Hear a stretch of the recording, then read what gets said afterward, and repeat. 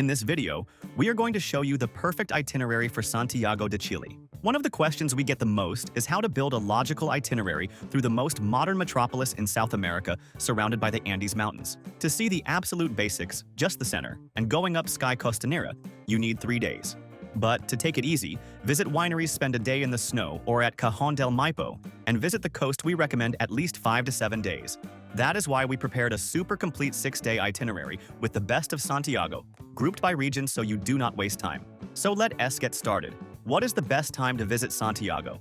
The city has 4 very well-defined seasons. The best time by far for those who want to see snow is winter from mid-June to September. July and August are the peak when ski resorts are open, but be prepared for the cold and higher prices. If you prefer pleasant weather for walking, seeing green grapevines and do not insist on skiing, go in spring from October to December, or in autumn from March to May, when the trees turn orange. Summer from December to March is very hot and dry, with temperatures exceeding 85 degrees Fahrenheit, and there is no snow on the nearby mountains. And how many days to stay in Santiago? The city offers many full-day tours outside. The number one mistake is thinking it is just a layover city. The bare minimum we recommend is 4 full days, but the ideal is 6 or 7 days to include Valparaiso, Viña del Mar, and a winery, calmly. Now let us get to the detailed day by day. Day 1. The Historic Center and La Esteria. Start the day at Universidad de Chile Metro Station. Walk along Avenida Libertador, Bernardo O'Higgins, the Alameda to Palacio de la Moneda, the seat of government. If it is an even or odd day, depending on the month, check the official calendar. Watch the changing of the guard at 10 in the morning, which is free and solemn.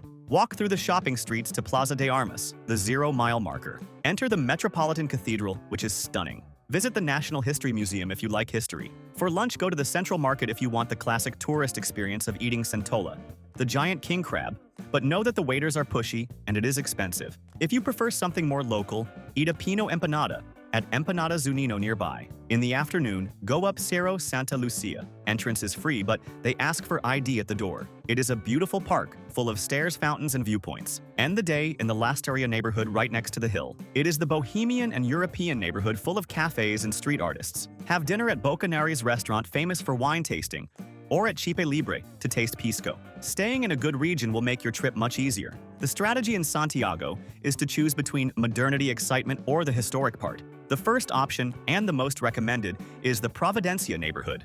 It is the perfect middle ground. It is safe, leafy, full of commerce restaurants, and has the best metro connections. Staying near Pedro de Valdivia or Los Leones station is strategic.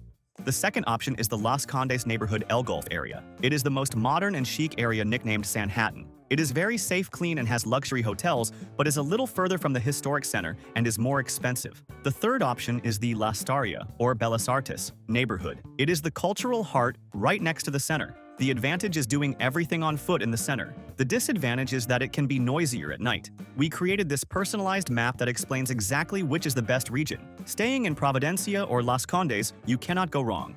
We will leave here on the screen QR code, and in the video description the link to this map. We created them on the hotel site we always use, as it always has the best prices and free cancellation. And remembering that in this link below, we always organize everything you need to set up your entire trip for the lowest price. The sites we use to build our trips and that have everything much cheaper, such as international eSIM cell phone chip, to have internet on the mountain, discounted travel insurance tickets for all the attractions we mentioned, good and cheap hotels we have already stayed at, and the global account to carry Chilean pesos or dollars, paying much lower fees. Save this page in your favorites. Day 2. Views and heights. Cerro San Cristobal and Costanera. Go to the Bella Vista neighborhood and take the funicular to go up Cerro San Cristobal, the largest urban park in the city. Visit the Sanctuary of the Immaculate Conception at the top, and try mote con huesillos, a sweet peach drink with wheat. The view of the city is beautiful. Go down the other side using the cable car, which drops you in the Providencia neighborhood. The combined funicular and cable car ticket costs about $6. Walk through the Providencia neighborhood, which is super leafy and full of shops. In the late afternoon, go to Sky Costanera, the viewpoint in the tallest building in South America, located inside the Costanera Center Mall. The entrance costs about $15. The golden tip is to go up an hour before sunset to see the Andes Mountains changing color. Have dinner at the mall or nearby. Day 3. Snow or mountain. If it is winter, this is the day to go to Valle Nevado or Farallones. Hire a transfer or tour, as the road has 60 curves and requires chains on snowy days. Farallones is better for those who want to play in the snow and go sledding. Valle Nevado is for those who want to ski for real or just see the landscape. The tour costs about $40 just for transport. If it is summer, replace this tour with Cajon del Maipo and Embalse El Yeso. It is a turquoise water dam in the middle of the mountains. The landscape is dramatic and beautiful. The tour costs about $50 and usually includes a picnic with wine. Day 4. Coast, Valparaiso, and Viña del Mar. Take a day trip to the coast. It is about an hour-and-a-half trip. You can go by regular bus leaving from Terminal Alameda, cheap ticket, about $8 round trip, or hire a full-day tour. Start with Valparaiso. Visit Pablo Neruda's house La Sebastiana and walk through the Concepcion and Alegre hills to see the graffiti and colorful houses. Use the Ascensor's old elevators to go up. Then, go to Viña del Mar. Take a picture at the Flower Clock. See the Wolf Castle and dip your foot in the Pacific Ocean. The water is freezing. Return to Santiago at night. Day 5. Chilean wine. Concha y Toro or Undurraga. You cannot go to Chile and not visit a winery. The most famous and easy to reach is Concha y Toro. Take the Line 4 Metro to Las Mercedes station, and from there, a taxi or Metrobus that drops you at the door. The tour costs about $30, includes tasting, and you keep the glass. Learn about the legend of Casillero del Diablo. If you want something less touristy, Undurraga or Cusinho. Macal wineries are also great and accessible. At night, have dinner at Patio Bella Vista, a safe complex full of restaurants and lively bars. Day 6. Luxury and relaxation.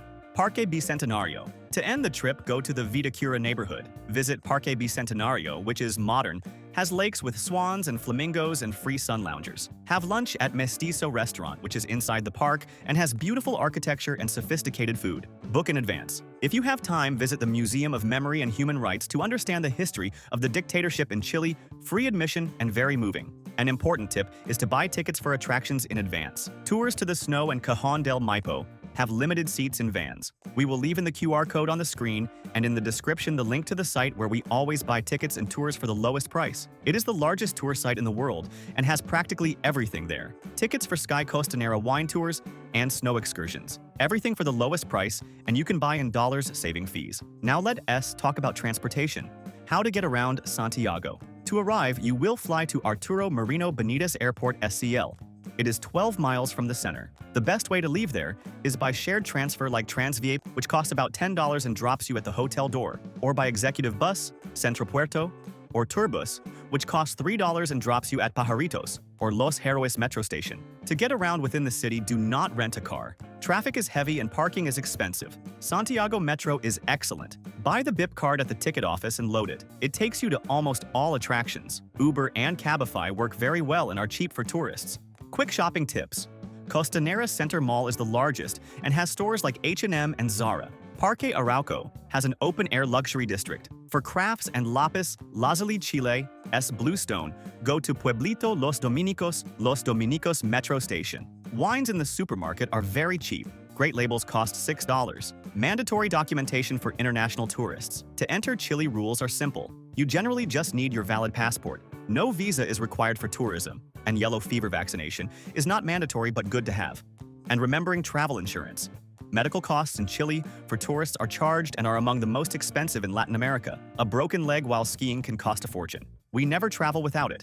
And in the link in the description, there is the comparator we use, which always finds insurance for half the price. And how much does it cost to eat in Santiago? It is similar to major US cities. An empanada costs $2. A dish in a medium restaurant costs $10 to $15. Centola crab is expensive, costing about $40 to $60 for a sharing plate. The tip of 10% is suggested and almost mandatory. And what to do at night? The Bella Vista neighborhood is the most bohemian, with bars and clubs on Pio Nono Street more popular and Patio Bella Vista more touristy. Providencia has cool bars on Orrego Luco Street. Vitacura has the chicest nightlife on Avenida Alonso de Cordova.